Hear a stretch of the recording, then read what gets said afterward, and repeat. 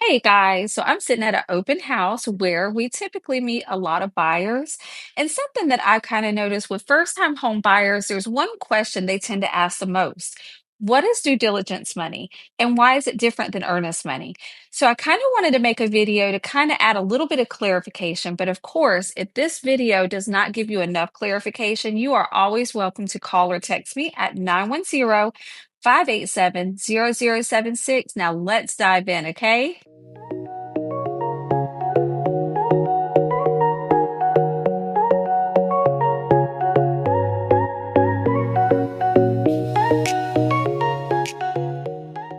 So, due diligence money is a fee that you would actually pay to the seller, and that kind of gives them an amount of money to take their home off the market while you're doing your due diligence and while you're securing your financing and all of that good stuff.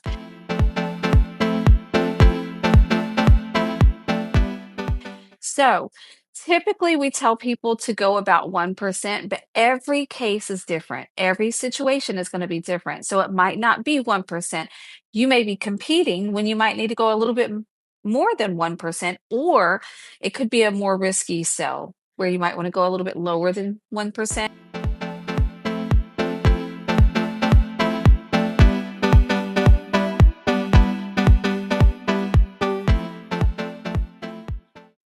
So, when is due diligence paid? So, due diligence is due immediately.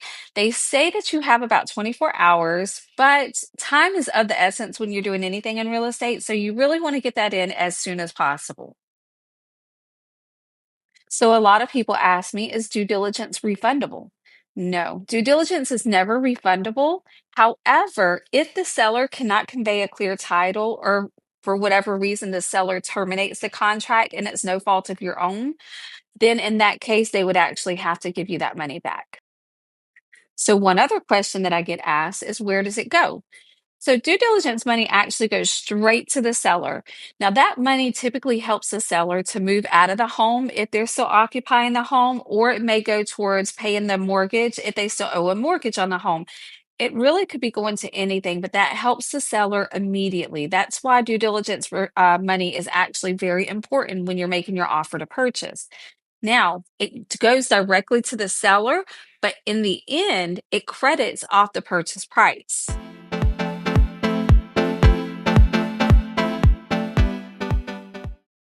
So I also get asked a lot, do I have to pay due diligence?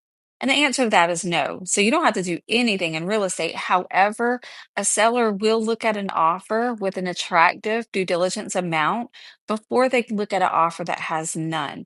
That's not saying that you could not get your offer accepted with no due diligence, but it's very uncommon. So a lot of buyers ask me, how is due diligence fee different than earnest money deposit? Earnest money deposit is a good faith deposit that goes to an escrow agent or, whoever is going to hold it, but it's got to be held in an escrow account. That does not go straight to the seller. It does not help the seller in any way. The only thing earnest money does is kind of like a good faith money. It's just showing them how much skin you have in the game.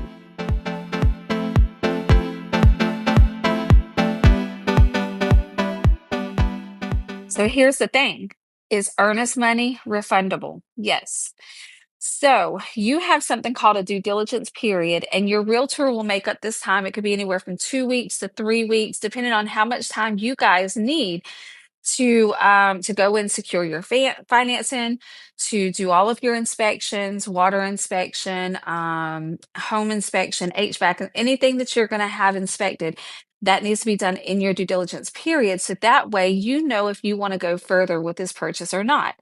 So let's say that the inspection comes off really bad, or let's just say that the appraisal is not very good. Let's say that they don't find value in the appraisal and the seller will not bring the value at the cost of the home down.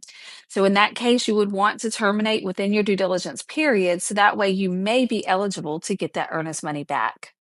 So how much would you pay on earnest money? About the same. So we normally advise people to go 1% in earnest, 1% in due diligence. But again, every situation is going to be different. If it's very risky, then I would probably tell my buyer, Well, let's put more in the earnest money than we would the due diligence because this house may not appraise the way, I'm doing the comps and everything and I'm not seeing value. So we might not want to go so high in due diligence.